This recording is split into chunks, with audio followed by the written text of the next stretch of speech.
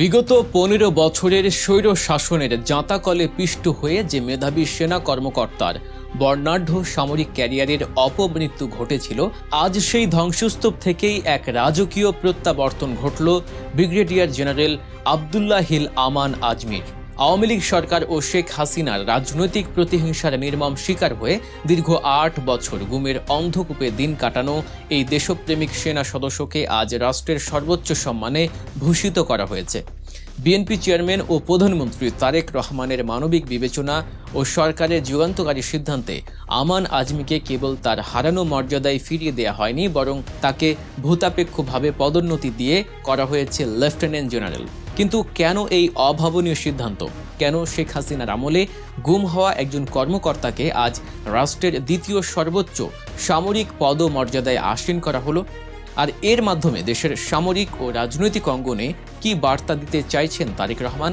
আজমির এই উত্থান এবং বাংলাদেশের সামরিক প্রশাসনে ঘটে যাওয়া এই বিশাল রদ বদলের নৈপথ্যের গল্প জানতে ভিডিওটি না টেনে শেষ পর্যন্ত দেখার অনুরোধ রইল।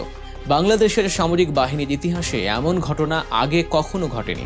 প্রতিরক্ষা মন্ত্রণালয়ের এক প্রজ্ঞাপনের মাধ্যমে জানানো হয়েছে যে ২০০৯ সাল থেকে ২০২৪ সালের ৪ই আগস্ট পর্যন্ত বিগত আওয়ামী লীগ সরকারের আমলে রাজনৈতিক বৈষম্য ও প্রতিহিংসার শিকার হওয়া সশস্ত্র বাহিনীর মোট ১৫০ জন কর্মকর্তাকে তাদের ন্যায্য অধিকার ফিরিয়ে দেওয়া হয়েছে। প্রধানমন্ত্রী তারেক রহমানের মানবিক দিক বিবেচনায় এবং প্রতিরক্ষা মন্ত্রণালয়ের বিশেষ কমিটির সুপারিশে এই সিদ্ধান্ত নেওয়া হয়েছে। এই ১৫০ জন কর্মকর্তার মধ্যে ১১৫ জন সেনাবাহিনীর, ২১ জন নৌবাহিনীর এবং ১৪ জন বিমান বাহিনীর।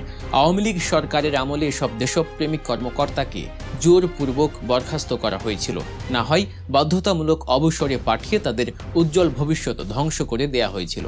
বর্তমান সরকার তাদের সেই অবৈধ অবসরের আদেশ বাতিল করে দিয়ে পদমর্যাদা অনুযায়ী ভূতাপেক্ষ পদোন্নতি এবং কোটি কোটি টাকার বকেয়া আর্থিক সুবিধা প্রদানের ঘোষণা দিয়েছে। তবে এই সুবিশাল তালিকার সবচেয়ে উজ্জ্বল এবং আলোচিত নামটি হল আবদুল্লাহ হিল আমান আজমি। আজমির অপরাধ কেবল এটাই ছিল যে তিনি জামায়াত ইসলামীর সাবেক আমির গোলাম আজমের জ্যেষ্ঠ পুত্র, কিন্তু রাজনীতির বাইরে তার পেশাদার সামরিক পরিচয় ছিল আকাশচুম্বী।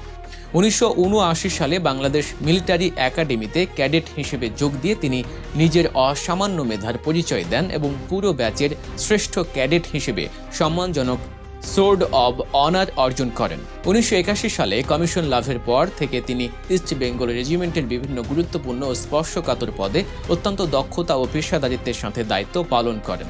তাকে মনে করা হতো সেনাবাহিনীর একজন ভবিষ্যৎ কর্ণধার, কিন্তু শেখ হাসিনা সরকার ক্ষমতায় আসার পরই শুরু হয় তার ক্যারিয়ার ধ্বংসের সুপরিকল্পিত নীল নকশা। ২০০৯ সালে কোনো সুনির্দিষ্ট কারণ ছাড়াই তাকে সেনাবাহিনী থেকে বরখাস্ত করা হয়, যা ছিল তার বর্ণাঢ্য ক্যারিয়ারের এক নিষ্ঠুর অপমৃত্যু। কিন্তু সেই বঞ্চনা কেবল বরখাস্তের মধ্যে সীমাবদ্ধ ছিল না। ২০১৬ সালের আগস্ট মাসে ঢাকার মগবাজারের নিজ বাসার সামনে থেকে সাদা পোশাকধারী গোয়েন্দারা তাকে তুলে নিয়ে যায়। এরপর দীর্ঘ ৮টি বছর তিনি ছিলেন নিখোঁজ।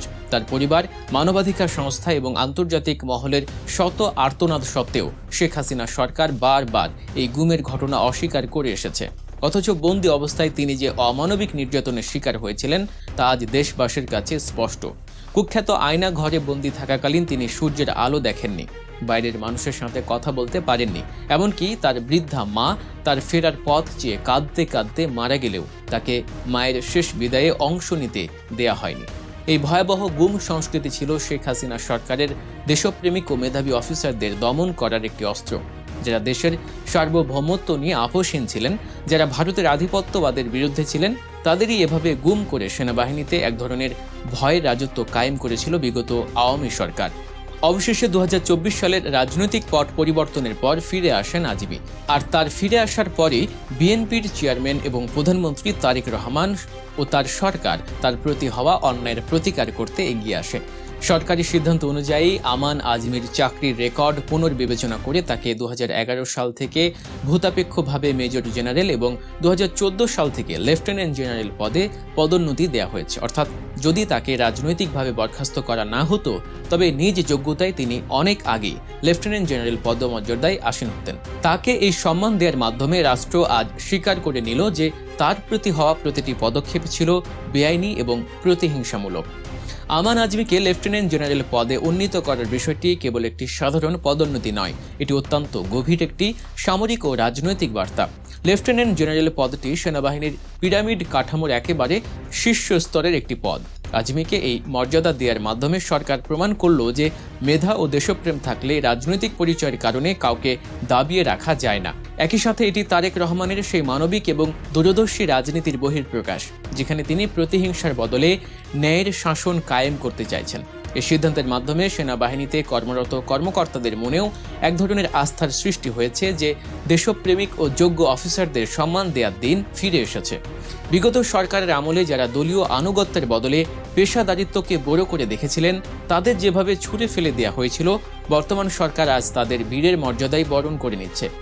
আমান আজমি ফিরে এসে এবং এই সর্বোচ্চ পদমর্যাদা পাওয়ার পর তার ভাষ্যে দেশের নিরাপত্তা ও ভারতের আধিপত্যবাদ নিয়ে যে জোরালো অবস্থান নিয়েছে তা বিশেষভাবে উল্লেখ্য। তিনি স্পষ্ট করে বলেছেন যে দীর্ঘ 16 বছর ধরে শেখ হাসিনা সরকার সেনাবাহিনীকে ভারতের স্বার্থ রক্ষায় ব্যবহার করেছে।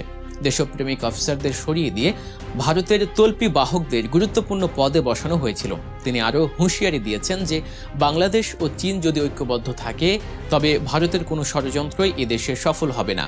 আজমির মতো একজন দক্ষ ও ঝানু সামরিক কর্মকর্তার কণ্ঠে এমন দৃঢ় বক্তব্য ভারতের আধিপত্যবাদী নীতির বিরুদ্ধে এক ধরনের শক্তিশালী প্রতিরোধ হিসেবেই কাজ করছে। তারই তেজ ও দেশপ্রেমী প্রমাণ করে যে কেন শেখ হাসিনা সরকার তাকে 8 বছর গুম করে রাখতে চেয়েছিল। সবশেষে বলা যায়, আব্দুল্লাহিল আমান আজমির এই উত্থান বাংলাদেশের ইতিহাসের এক কালজয়ী অধ্যায় হয়ে থাকবে।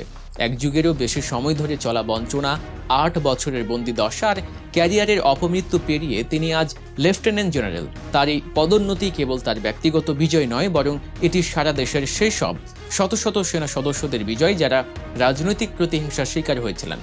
তারেক রহমানের এই সাহসী ও মানবিক পদক্ষেপের ফলে সেনাবাহিনীতে দলীয়করণের কালো মেঘ কেটে গিয়ে পেশাদারিত্বের নতুন সূর্য উদিত হয়েছে।